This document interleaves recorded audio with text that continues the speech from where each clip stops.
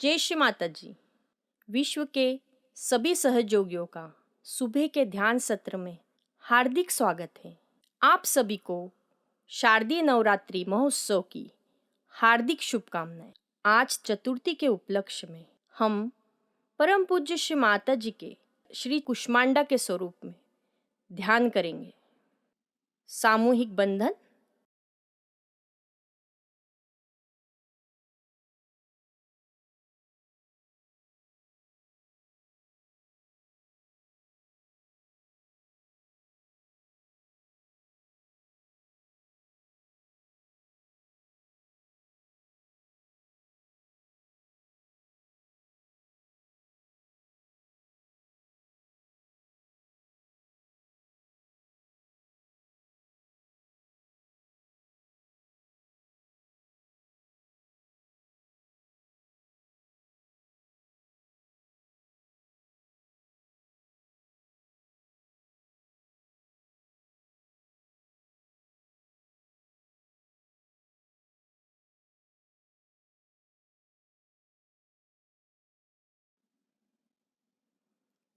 प्रार्थना करते हैं।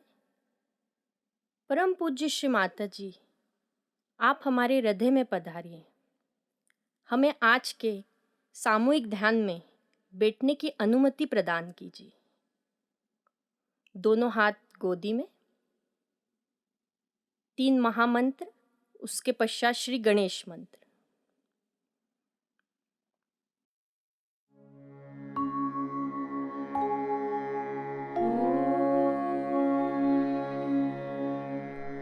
त्वमेव साक्षात् श्री महालक्ष्मी महासरस्वती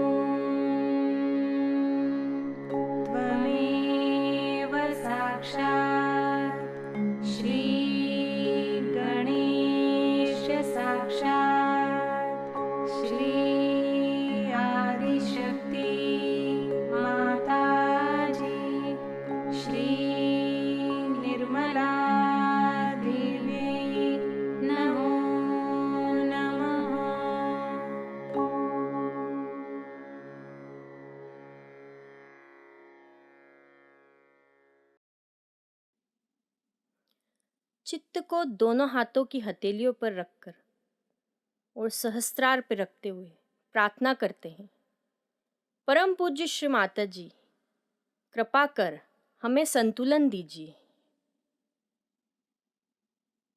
चित्त को सहस्त्रार पर स्थिर कर कुछ क्षण ध्यान करते हैं।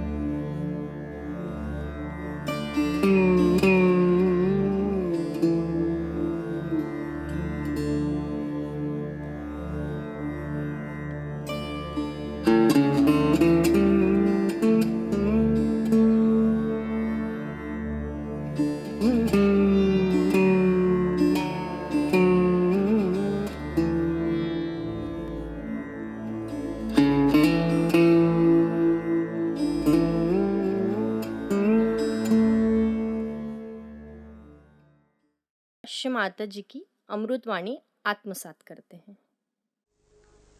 आज हम लोग शक्ति की पूजा करने के लिए एकत्रित हुए हैं।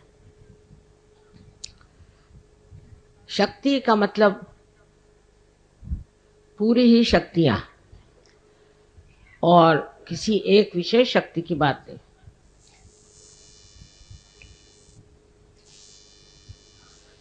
ये पूरी शक्तियां हमारे हरेक चक्र पे अलग अलग स्थान पर विराजित है, और इस शक्ति के बगैर किसी भी देवता का कार्य नहीं हो सकता। जैसे आप जानते हैं कि कृष्ण की शक्ति राधा है और राम की शक्ति सीता, और विष्णु की लक्ष्मी। इसी प्रकार हर जगह शक्ति का सहवास देवताओं के साथ, पर देवता लोग शक्ति के बगैर कार्य नहीं कर सकते। वो शक्ति एकमात्र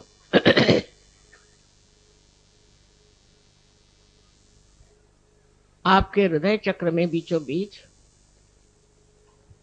जगदम्बा स्वरूपी विराजमान। ये जगदम्बा शक्ति बहुत शक्तिमान है। उससे आगे गुजरने के बाद आप जानते हैं कि कहीं वो माता स्वरूप और कहीं वो पत्नी स्वरूप देवताओं के साथ रहती है। तो शक्ति का पूजन माने सारे ही देवताओं के शक्ति का आज पूजन होने वाला है। इस शक्तियों के बिगड़ जाने से ही हमारे चक्र खराब जाते हैं और उसी कारण शारीरिक, मानसिक, बौद्धिक आदि जो भी हमारे समस्याएं हैं खड़ी हो जाती। इसलिए इन शक्तियों को हमेशा प्रसन्न रखें। कहा जाता है कि देवी प्रसन्नो भवे, ये प्रसन्न रहना चाहिए। देवी को अप्रसन्न करने से न जाने क्या हो जाए। अब कुंडलिनी के जागरण से इस शक्ति को एक विशेष और एक शक्ति मिली। इन शक्तियों में एक विशेषता और होती है, वो ये है कि सारे दूर सर्वव्यापी शक्ति जो परम चैतन्य, जो आदिशक्ति की शक्ति है, उससे इसकी एकाकारिता एकदम हो जाती। उस एकाकारिता के कारण इसके अंदर वो शक्ति आ जाती। इन छोटी छोटी, जिनको कहना चाहिए विभक्त शक्तियां हैं, उसमें पूरी तरह से एकत्र एकाकारिता शक्ति का संचार हो जाता। माने ये कि अगर समझ लीजिए आपकी हृदय की शक्ति कमजोर, तो उसका संबंध जब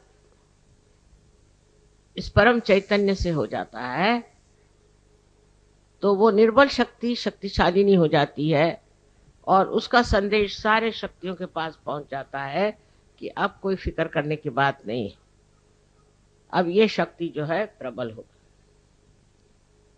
पर शक्ति जो है वो स्त्री स्वरूप है और देवता जो है वो पुरुष स्वरूप है। सो स्त्री का मान रखना, स्त्री का आदर रखना, गृह लक्ष्मी को गृह लक्ष्मी जैसे रखना आदि बहुत जरूरी बातें हैं जो हमारे यहाँ जो पुरुष हैं उनको सीखना चाहिए। इसका मतलब ये नहीं कि औरतें उनको हमेशा लेक्चर झाड़ते रहे या उनसे बिगड़ते रहे। औरतों को तो गृहलक्ष्मी के स्वरूप होकर के अपने पति और अपने बच्चे, घर द्वार, सबकी सेवा तो करनी होती है। उसको तो एक ही काम होता है, पति को हजारों काम होते हैं और वो ठीक से निभा करें, उसको ठीक से संभालें, ये बहुत जरूरी है। लेकिन पति का कार्य होता है कि अपनी पत्नी को देवी स्वरूप माने, अपने पत्नी को घर की शक्ति माने और उसके साथ जो संबंध हो वो निश्चल और शुद्ध हो। मनुष्य कभी कभी ये सोचने लग जाता है कि वो जैसे भी चाहे चले और ठीक है क्योंकि पुरुष है, ये उसको बड़ी गलतफहमी है। इस तरह से करने से उस पे जो संकट आने हैं वो आते, और पत्नी कितने भी वो संकट झेल रहे तो भी उसका कुछ कह नहीं सकते, क्योंकि अगर आप स्त्री को सताएंगे तो वहां पर देवताओं का रमण नहीं हो सकता। घर की औरत को जिद नहीं करनी चाहिए, पति को खुश रखना चाहिए, घर द्वार को ठीक रखना चाहिए, ये तो बात सही है। पर सबसे बड़ी बात यह है कि घर की गृहलक्ष्मी जो है वो घर की शक्ति है, इसलिए उससे एक तरह की बड़ी गहरी एकाकारिता साध्य करनी चाहिए।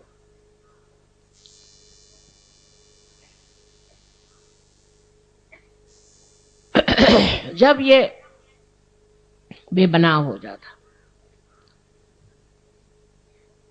तो औरत भी एक तरह से समझदारी छोड़ के और नाराज हो जाती है, कभी कभी बहुत ज्यादा स्फोटक होती है, कभी झगड़ा करती है, उससे बच्चों पे बुरा असर आता है और फिर समाज टूटने लग जाता है। समाज जब टूटता जाएगा तो बच्चे भी टूटते जाएंगे, उनके अंदर भी गलत गलत चीजें आ जाएंगी और वो भी रास्ते पर नहीं आए।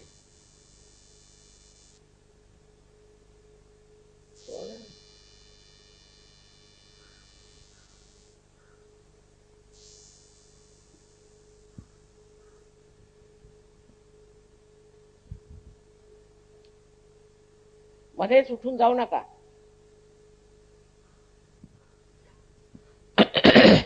और जो घर की डिसिप्लिन है वो खराब हो जाए. जिस घर में डिसिप्लिन नहीं होगी उसके बच्चे खराब हो जाए, उसका समाज खराब हो जाएगा. आज विलायत में क्या हो रहा है, वहां की स्त्री इसकी जिम्मेदार नहीं समझती कि उसको समाज को बना कर रखना है, समझदारी से रहना है, और पूरी समय लड़ती रहती है. लड़ने झगड़ने से कभी भी घर में शांति नहीं आ सकती. शांति लाने के लिए क्या करना है, पति से सुझाव करना है, उससे बात करनी है कि आखिर क्या बात है, क्यों ना हम दोनों प्रेम के साथ रहें जिससे हमारे बच्चे ठीक रहे. परदेश में कुछ भी सीखने का नहीं है, क्योंकि उनका समाज बिल्कुल विचलित हो गया. एक एक औरत है वहां 8-8 शादियां करती है और रईस हो जाती है. उसको बस पैसे की लालच. वो अपनी सामाजिक स्थिति के लिए जिम्मेदार नहीं.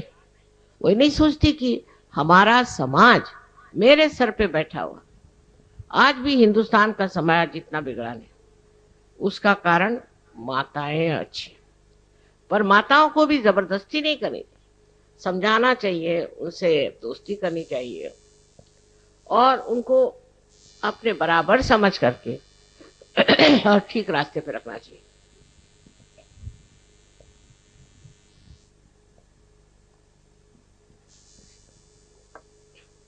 अगर हमारा समाज ठीक हो जाए तो जो दुविधाओं में हम पड़ा हुआ है, जो हमारे हम सुनते हैं कि खून की खराबी हो रही है, बॉम्ब फूट रहे हैं, फलाना हो रहा है, इस तरह का आशंकित जीवन जो हमारे ऊपर लद गया है, उसका कारण है इन लोगों की माएं. उन माओ ने अगर इन बच्चों को ठीक से रखता होता तो आज वो इस तरह से बेकाबू नहीं, इस तरह से गंदे काम नहीं करते. उनको एक तरह से ऐसा जीवन मिल जाना चाहिए कि जो अत्यंत पवित्र हो और अपनी पवित्रता को वो हमेशा माने और उसकी स्वच्छता रखे. क्योंकि जब पवित्र जीवन होगा तभी आपकी शक्ति जो है वो चलेगी, नहीं तो शक्ति खत्म हो जाए. तो यही सोचना चाहिए कि शक्ति का आधार पवित्रता, और जब उसमें पवित्रता नहीं रह जाएगी तो शक्ति जहां के तहां बैठ जाएगी और आप निशक्त हो जाएंगे. अमेरिका जैसे देश में मैं देखती हूं कि बच्चे एकदम निशक्त. कहते हैं कि 65% लोग अमेरिका में अब या तो बीमार पड़ जाएंगे या पागल हो जाएंगे. उसका कारण है घर में जो माँ का प्यार, माँ का दुलार मिलना था वो ठीक से नहीं मिला. और माँ का प्यार और दुलार भी ऐसा नहीं होना चाहिए कि जिससे बच्चे खराब हो जाए. उस प्यार दुलार में एक ही विचार रहना चाहिए कि हमारा बच्चा जो है वो इस तरह का बने कि एक श्रेष्ठ नागरिक हो जाए, एक श्रेष्ठ मानव हो जाए और एक श्रेष्ठ सहयोगी हो जाए. इस दृष्टि से आप अपने बच्चों को अगर ट्रेनिंग देंगे तो अपना समाज एकदम ठीक हो सकता है. और उसके लिए ज्यादा करने की जरूरत नहीं. थोड़ी देर बच्चे अगर मेडिटेशन कर लें, काम खत्म. पर अगर बच्चों को आपने छूट दे दी तो न जाने, आजकल का जमाना इतना खराब है कि बच्चे कहीं से कहीं भाग सकते. इसलिए आवश्यक है कि आप, जो औरतें अपने को सोचती हैं कि हम लक्ष्मी हैं, फलाना है, ठिकाना है, सबसे पहले आप समाज का आधार है.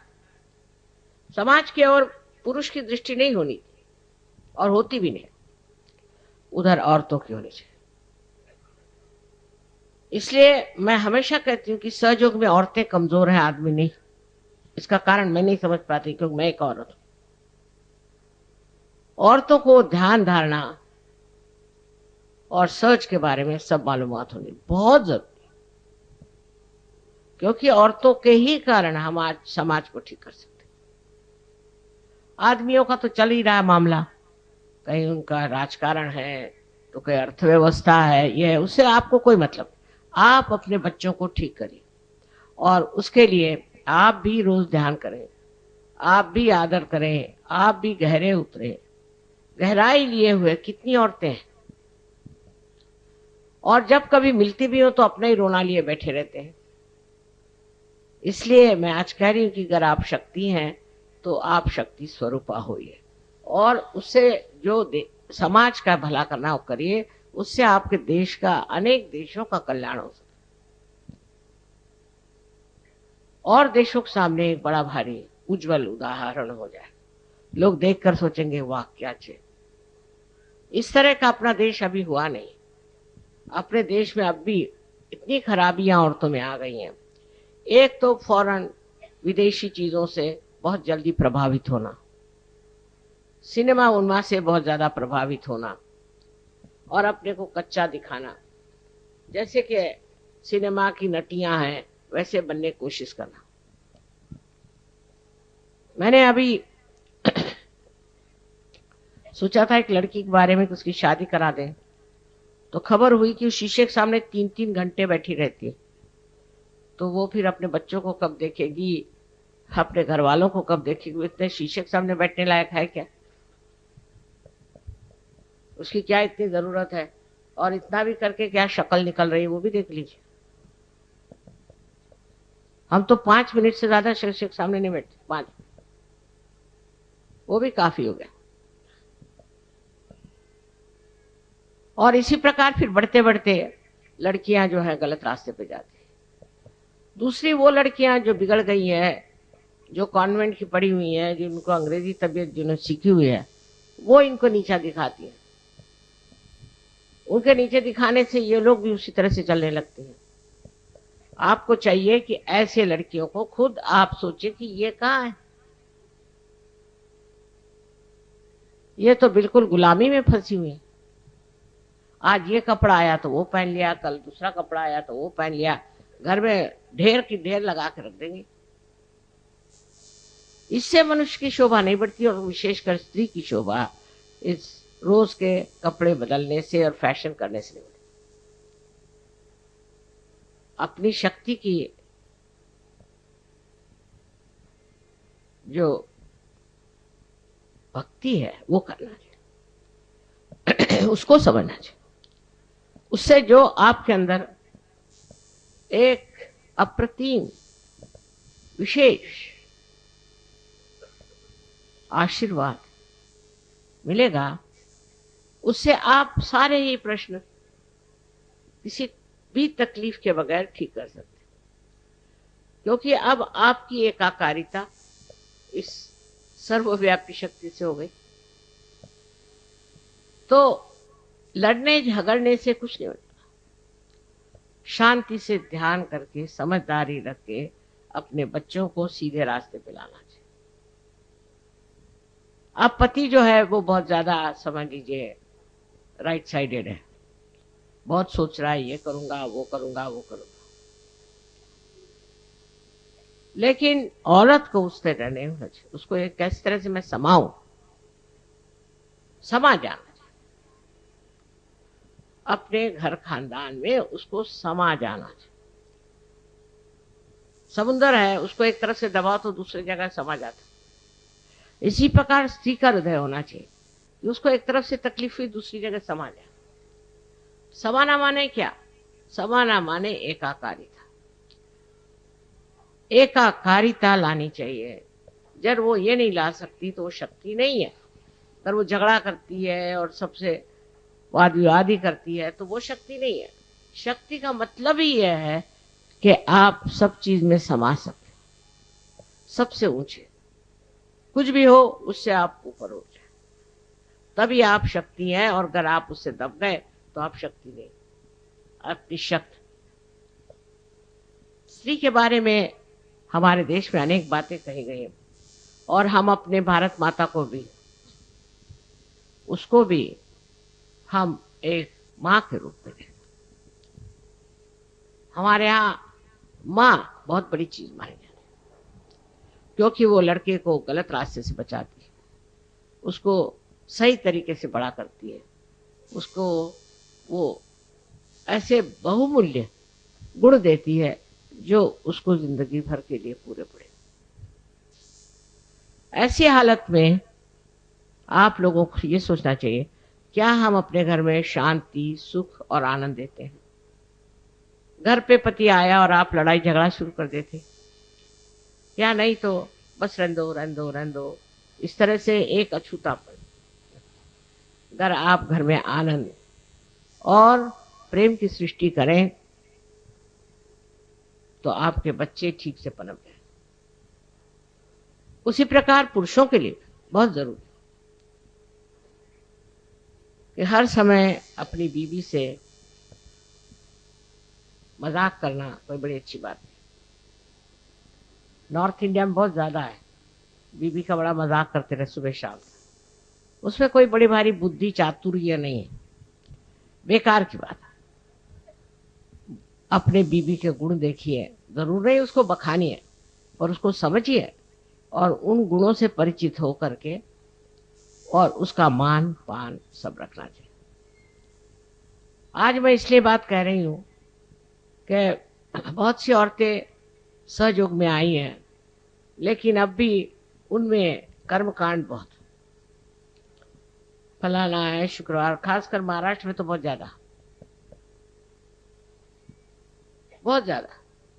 आप स्वयं गुरु हो गए, आपको क्या कर्मकांड करने की जरूरत है? सो जो औरतें इस तरह कर्मकांड में फंसी हैं, उनको इसमें से बचाना है, उनको समझाना और उनको समझा के ये बताना है कि आप ही के अंदर शक्ति है और आप अपनी शक्ति से ही कार्यान्वित हो सकते। आज बंबई शहर को देखते हुए मुझे लगता है कि इसमें परदेशी संस्कृति बहुत आ गई, बहुत ज्यादा। हालांकि अपने सहयोगी बाहर से जो आए, देखिए किस तरह से कपड़े साड़ी वाड़ी पहन के कायदे से बैठे हैं। सब पढ़ी लिखी बड़े घर की लड़कियां, पर कायदे से बैठे। और हमारे यहाँ मैंने जो देखा ये कि रात दिन लड़कियों के शौक ही नहीं पूरे हो रहे। होटलों में जाना, होटलों में खाना बनाना, खाना आता जाता तो कुछ नहीं, और घूमने का शौक, दुनिया भर के शौक। एक शौक अगर आ जाए कि सबको मैं आनंद देने वाली एक शक्ति हूं, उस शौक को आप पूरा करें तो देखिए समाज बदलेगा। और आदमियों को भी इस चीज का वर्णन करना चाहिए, इस चीज को मानना चाहिए। और इसी तरह से स्त्री का मान रखने से ही हमारा समाज ठीक हो, क्योंकि समाज स्त्री पर निर्भर है, पुरुषों पर नहीं। अब दूसरी बात जो हमें सोचनी है वो ये कि पुरुषों के मामले में हम लोगों ने जो देखा है वो यही है कि उनके हाथ में राजकारण और देश की अर्थव्यवस्थाएं, उस ओर भी उनको ध्यान देना चाहिए। अर्थव्यवस्था है जैसी भी है, बुरी हो अच्छी हो, देश के लिए त्याग करना चाहिए। हमें तो आश्चर्य लगता है कि हम दो दुनिया में रहे। जब हम छोटे थे, हमारे पिताजी जेल में, माताजी जेल में, सब घर में कोई नहीं, और हम लोग अच्छे बड़े घरों से निकल के झोपड़ियों में रहते थे और बहुत खुश थे। सारा पैसा, हमारी माँ के सब जेवर गांधी जी को उन्होंने दे डाला। इतनी त्यागमयी प्रवृत्ति थी। हमारे पिताजी इतने त्यागमय थे, उनके पास इतने महंगे महंगे सूट थे। जब वो कांग्रेस में आए तो उन्होंने चौराहे पे जाकर सब जला दिए। वो लोग कुछ और ही थे, जो हमने लोग देखे वो कुछ और थे। ऐसे तो आजकल कोई देखा ही नहीं जाता कि जो त्याग की बात करता होगा। ज्यादातर लोग पैसा कैसे कमाना चाहिए, किसका जेब कैसे काटना चाहिए, इसी सोचते हैं। वो लोग भी राजकारण में रहे, वो लोग भी मेंबर पार्लियामेंट थे, और वो लोग भी कॉन्स्टिट्यूशन असेंबली के मेंबर्स थे, लेकिन उनमें सिर्फ त्याग की बुद्धि थी। मैंने तो देखा कि अच्छा चलो ये कारपेट रखा ना, दे दो, बेच डालेंगे, उससे ही कुछ पैसा मिल जाए। जो घर में रखा है दे दो, क्या करने का है। इतने त्याग वाले ऐसे लोग हमने देखे। और उसके बाद आजकल ये जो भिखारी सबके पैसे मार रहे हैं वो भी देख रहे हैं। सो बड़ा दुख लगता है कि इतना अंतर कैसे आ गया। 50 साल में ये क्या हो गया, कहां से कहां अपना देश ऐसा क्यों चला गया। इतनी लालसा, इतना पैसा, करोड़ों रुपए हो गए, तो भी उनको समाधान नहीं, तो भी वो किसी तरह से और जुड़ो और जुड़ो और जुड़ो, और सत्ता के पीछे में दौड़ेगा। ये पुरुषों को समझना चाहिए कि हमने क्या त्याग किया, हमारे फैमिली के हमने क्या त्याग किया, हमने अपने देश के लिए क्या त्याग किया, हमने इस विश्व के लिए क्या त्याग किया। कुछ तो हमने दिया कि ऐसे ही हम आए और सब दुनिया को लूट खसोट के चले गए। अपने राजकारणी लोग ऐसा करते हैं, उनको मालूम नहीं कितना महान पाप है। ये तो जीवन इतना सा है और इसके बाद का जो जीवन काटना होगा तो पता चल जाएगा सबको, जिन्होंने अपने देश के सारे पैसे लूट लाट करके और अपनी जेबें भरी है, और फिर हमारा देश गरीब है। ऐसे चोर लोग अगर आपके राजकारणी नेता होंगे तो और क्या होगा। और अब फिर इलेक्शन आ रहा है, इसमें किसी भी चोर को वोट नहीं देना। सहयोगियों को निश्चय कर लेना है कि चोर को वोट मत दो, और जहां भी इश्ताहारात लगाने हैं कि चोर को वोट मत दो। इन्होंने हमारी सारी संपत्ति, सारा खजाना खाली कर दिया, रिक्त हो गया, है नहीं पैसा, सब खा खा के करोड़ों रुपए और चले गए। उधर ध्यान ही नहीं है लोगों का। तो जिन्होंने आज तक चोरी किए और चोरी कर करके अपने देश को इस तरह से जलील कर दिया है, ऐसे लोगों को आप लोग वोट मत दीजिए। मैं कोई किसी एक पार्टी की तरफ से नहीं बोल रही,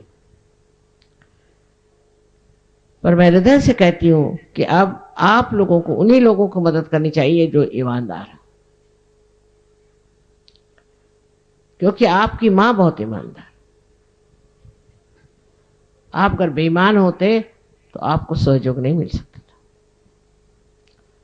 इसलिए बहुत आवश्यक है कि आप अपनी कीमत आंकें कि आप क्या है। चलो 2-4 कमी कपड़े ले लिए, चलो 2-4 जेवर कम ले लिए, क्या होगा। किंतु त्याग की बुद्धि बहुत जबरदस्त है, वो बड़ी मदद करती है और उससे से अपना देश बदले। वो त्याग करने वाले लोग कहाँ गए पता नहीं, सब जेल में गए और अब यहाँ है नहीं, दुनिया में दिखाई नहीं, मेरे बहुत कम। इसलिए एक चीज है कि हम सत्य पे चले और हम किसी को भी लालच लुचपत कुछ नहीं देंगे, कभी नहीं देंगे। ऐसे आप लोग तय कर लें तो बंबई से सब बांध अपना बिस्तर भाग जाएंगे, आप लोग काफी। और मैं आपको आज आज्ञा करती हूँ कि वोट में आप लोग जा जा करके ऐसे नारे लगाए कि चोरों को वोट मत दो, और उसके बड़े बड़े बैनर्स बना है, उसमें लिखे चोरों ने देश खा लिया, चोरों को वोट मत दो, हर एक दिन, हर एक गांव में।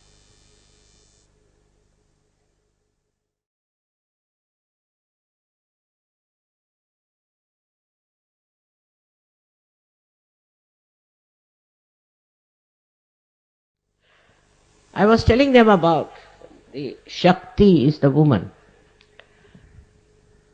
Man cannot do without the woman. She is the power behind it. But how you treat your Shakti is very important.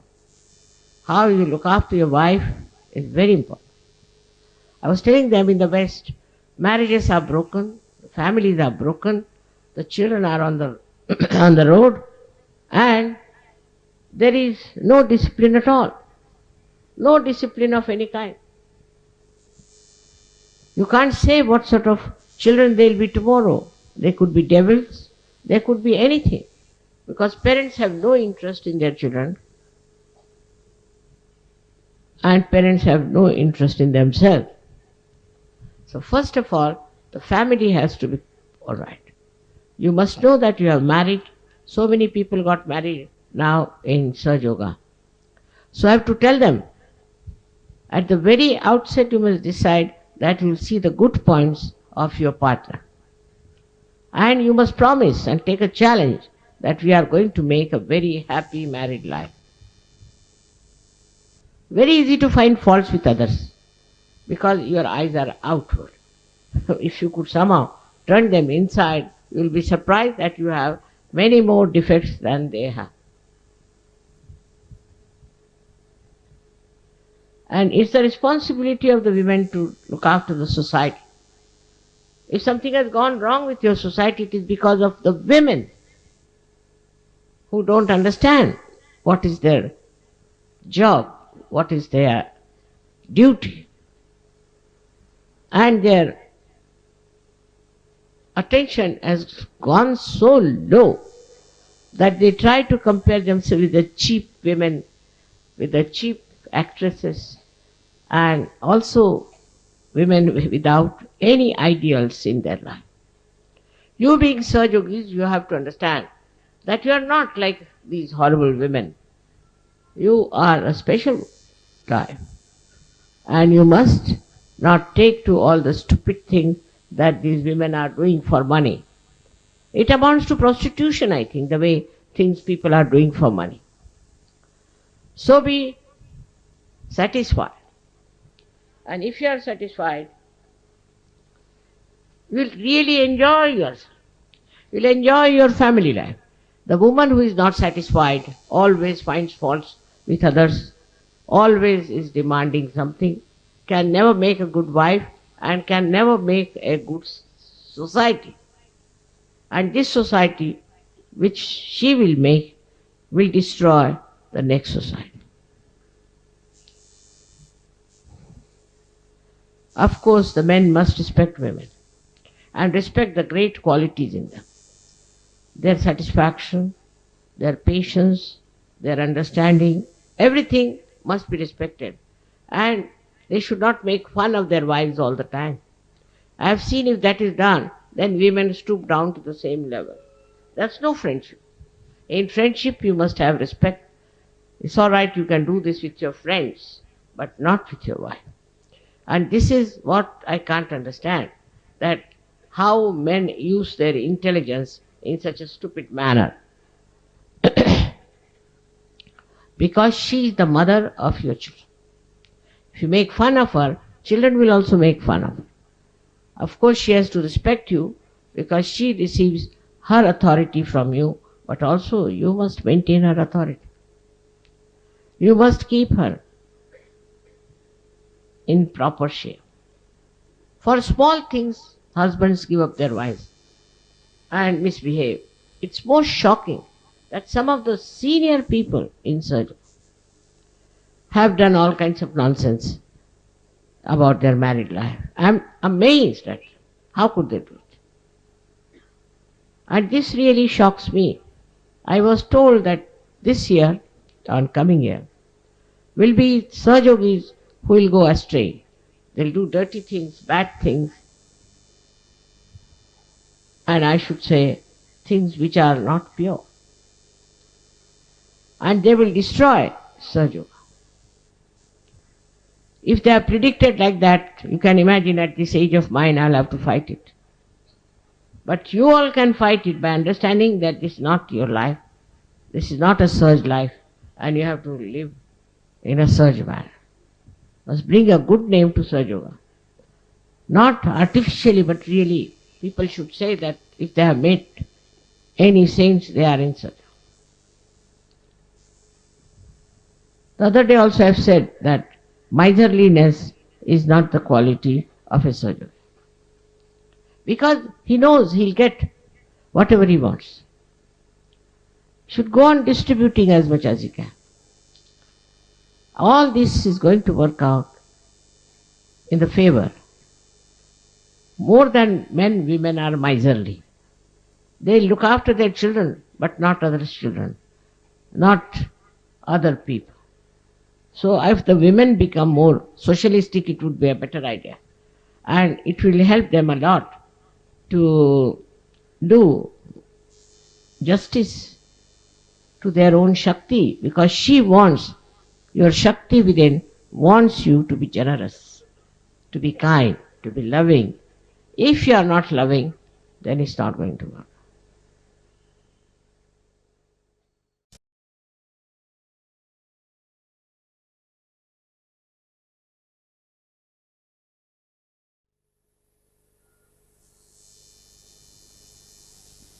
आता सगळ्यांना सांगितलं हिंदी भाषेत, तर मराठी लोक काही हिंदी बिंदी शिकले का नाही का अजूनही मराठीतच गुंतलेत. स्वतः म्हणजे मराठी इतकी सुंदर भाषा आहे की त्या भाषेला तुम्ही जोपर्यंत हिंदी शिकणार नाही तोपर्यंत वैशिष्ट्य येणार नाही. तेव्हा ज्यांना मराठीच येतं, आम्ही आता मराठीच आहात, ते काय आता चालणार नाही. देवाला सुद्धा आता इंग्लिश समजू लागेल. मग तुम्हाला कमीत कमी हिंदी आली पाहिजे, कमीत कमी. इंग्लिश आलं तर बरंच आहे, पण निदान हिंदी तर बोलता यायला पाहिजे. पण मराठी लोकांचा हेका फार आहे प्रत्येक गोष्टीत. हेकेखोर लोक आहेत आणि घमेंड घमेंड फार. आम्ही मराठी म्हणजे शिवाजी महाराज, सगळे शिवाजी महाराज आणि सगळ्या जिजाया, काही समजतच नाही या लोकांचं. तेव्हा नम्रता धारण करून सहजोगात उतरलं पाहिजे. नम्रता हा शब्द इकडे आहे नाही, कोणी वापरत नाही. वापरला तरी ती नम्रता असायला पाहिजे. असं मला नमस्कार करतील जितक्यांदा मी त्यांना बघेन तितक्यांदा नमस्कार, पण बाकी काय. तेव्हा मराठी लोकांची जी आढ्यता आहे आणि जो हेकेखोरपणा आहे तो मी इथून तिथून पाहिलेला. त्यातून अनेक गुरु लागलेले, अनेक कर्मकांड लागलेले, ते सुटणार नाही. यांचं भलं कधी होणार? नावाला सहयोगी, माझ्या तर बाज लावून फिरून कोणी सहयोगी होणार नाही.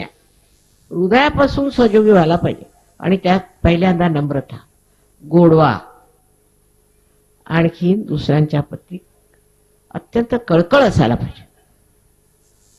तुमची आई कशी आहे तसं म्हणण्याचा प्रयत्न करा. नम्रतापूर्वक राहणं शिका. नुसतं रस्त्यावरती जशा बायका भांडतात तसेच मी पाहिल्या सहयोगिनी भांडताना मला आश्चर्य वाटलं. अहो तुम्ही सहयोगिनी आहात, तुम्ही योगी जनांमध्ये आलात, तुम्हाला असं भांडकुदळपणा कुठून येतो? पण नम्रता म्हणजे कोणाच्याच पादवीला पुजलेलं नाही असं दिसतंय. तेव्हा माझी अत्यंत कळकळीची विनंती आहे की मराठी बायकांनी नम्रता धारण करा आणि पुरुषांनी सुद्धा. पुरुष जरा कुठे शिपाई झाला की त्याचं डोकं खराब होतं महाराष्ट्रात, पण तसं तिकडे उत्तरेला नाही. आश्चर्याची गोष्ट आहे की कमिशनर असला तरी अगदी बरोबर ठिकाणावर. जराशी नोकरी मिळाली की त्याचं डोकं फिरलं म्हणजे समजा महाराष्ट्र. इतक्या उथळ माथ्याचे लोक झालेत. त्या मला समजत नाही आता की कसं समजावून सांगायचं की अहो गहनात उतरा, काय मिळवायचंय ते जाणून घ्या. तुमच्या इथे जेवढ्या संत साधूंनी जन्म घेतला ते सगळे हारून सगळ्यांना नमस्कार करून समाधी घेऊन जा. नको रे बाबा ह्या महाराष्ट्रात राहायला. कोणाला सोडलं नाही, छळून छळून काढलं, माझ्या मागे लागले ते. तेव्हा सगळ्यांशी प्रेमाने बोलणं, सगळ्यांचा आदर ठेवणं, आणि तो मानव आहे, मी मानव आहे आणि माझी मानवता त्याला दिसली पाहिजे असा प्रयत्न केला पाहिजे. नसत्या फुशारक्या मारण्यात, आणखी स्वतःचा मोठेपणा स्वतःवरती लादून घेण्यात काहीही अर्थ नाही. आता माझा अनुभवच झालेला आहे की मी बघते तिकडचे लोक, नॉर्थ इंडियाचे, मी समजायचे हे लोक बेकार आहेत, पण महाराष्ट्रात सगळ्यात जास्त बेकार लोक आहेत. खेडोपाडी मी गेले, कुठे कुठे गेले, पण त्यांची नम्रताच नाही त्या लोकांना. आणि जे मोठे लोक आहेत त्यांची भलती शिस्त चालते, भलती शिस्त. मग मुलं कशी ठीक होणार? पुरुष तर एवढे शिस्तवाले की काय विचार नका, की कुठून मिलिटरीतनं आले की काय असं वाटतं मला. अहो प्रेमळपणा, सगळ्यांशी प्रेमाने वागणं, सगळ्यांना आपलीच मुलं समजणं, पण आपल्याच मुलाला तुम्ही त्रास देता तर दुसऱ्यांना काय समजणार? तर महाराष्ट्रातले जे गुण आहेत ते नम्रतेत आले पाहिजे. गणपतीची नम्रता आपल्याला माहिती आहे, मला सांगायला नको. तशीच नम्रता यायला पाहिजे, तोच गोडवा यायला पाहिजे. तसं दिसत नाही. आणि एक दुसऱ्यांशी मानाने बोललं पाहिजे, कारण तुम्ही सगळे योगी जन आहात. सगळ्यांनी एक दुसऱ्याचा मान केला पाहिजे. हे सगळे योगी आहेत. म्हणजे एकदा मी सांगत होते की चोखा मळा,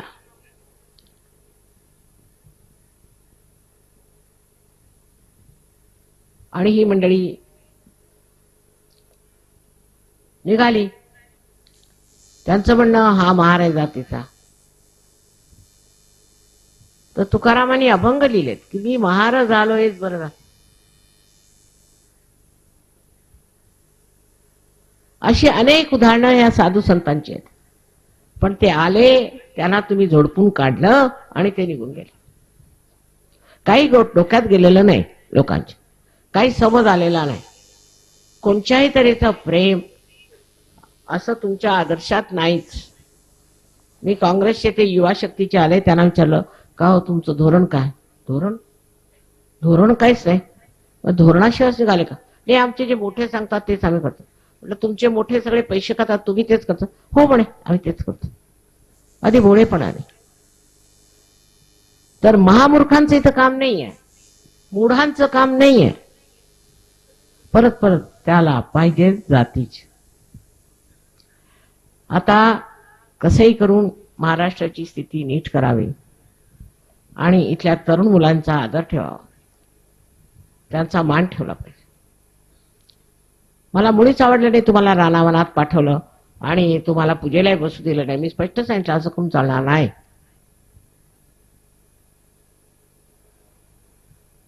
प्रेम हे मुख्य आहे. आपण किती कोणावर प्रेम करतो ते मोजायचं नसतं, नुसतं ते प्रेम वाहतं असं निर्वाद जे वाहिलं पाहिजे. सगळ्यांना प्रेमाने आदराने वागून एक नवीन आम्हाला सहयोगांचा समाज स्थापन करायचा आहे. केलाय म्हणा, पण अजून जरासा एवढा चमकत नाही, तो चमकावलाच आहे. ते तुमच्या वागण्याने, तुमच्या प्रेमाने उथमलेल्या शब्दांनी प्रत्येक गोष्टीने स्पष्ट होईल आणि आपला समाज अत्यंत सुंदर समाज होईल. अत्यंत सुंदर. म्हणून जे वाईट ते नकोच आणि जे चांगलं ते हवं, अशी प्रवृत्ती बाळगून सगळ्यांनी राहायला पाहिजे. सगळ्यांना माझा अनंत आशीर्वाद.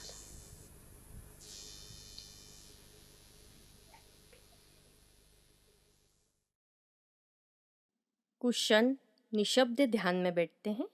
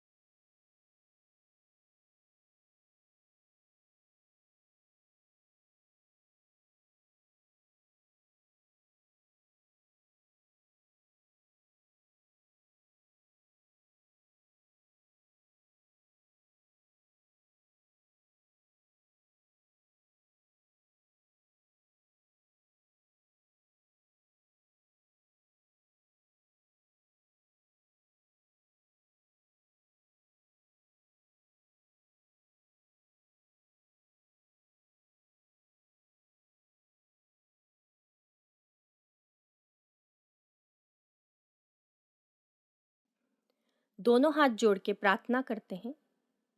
परम पूज्य श्री माता जी, आपके श्री चंद्र घंटा और कुष्मांडा स्वरूप को हमारा कोटि कोटि नमन. श्री माता जी, आपकी कृपा में हम संतुष्ट हैं. कृपा कर आप हमें सुख शांति एवं समाधान दीजिए. कृपा कर हमारा आत्मविश्वास दृढ़ कीजिए. हमें सुरक्षा प्रदान कीजिए. श्री माता जी, हमें निर्भय बनाइए. हमारे सारे दोष, अशुद्ध इच्छा, दुर्गुण को नष्ट कीजिए और हमें सर्वगुण संपन्न बनाइए. हमें शक्ति से आशीर्वादित करिए माँ. परम पूज्य श्री माता जी, आपके श्री चरणों में कोटि कोटि नमन, अनंत कोटि नमन। जय श्री माता जी। सामूहिक बंधन।